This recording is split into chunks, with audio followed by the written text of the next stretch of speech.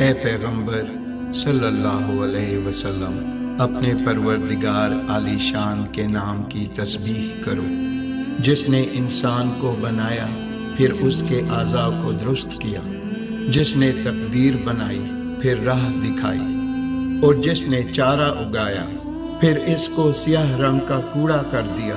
ہم تمہیں پڑھوا دیں گے پھر تم نہیں بھولو گے، سوائے اس کے جو اللہ چاہے وہ ظاہر کو بھی جانتا ہے اور جو کچھ پوشیدہ ہے اس کو بھی۔ ہم آپ کے لیے آسانی پیدا کر دیں گے، لہذا تم نصیحت کرو اگر نصیحت نافع ہو۔ جو خوف رکھتا ہے وہ تو نصیحت پکڑے گا، اور بے خوف بدبخت پہلو تہی کرے گا جو بڑی آگ میں جائے گا، پھر نہ اس میں مرے گا نہ جیے گا۔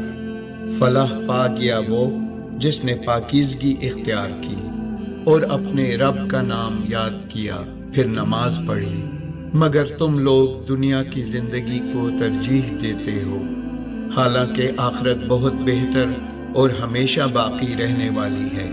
یہی بات پہلے آئے ہوئے صحیفوں میں بھی کہی گئی تھی، ابراہیم اور موسیٰ کے صحیفوں میں۔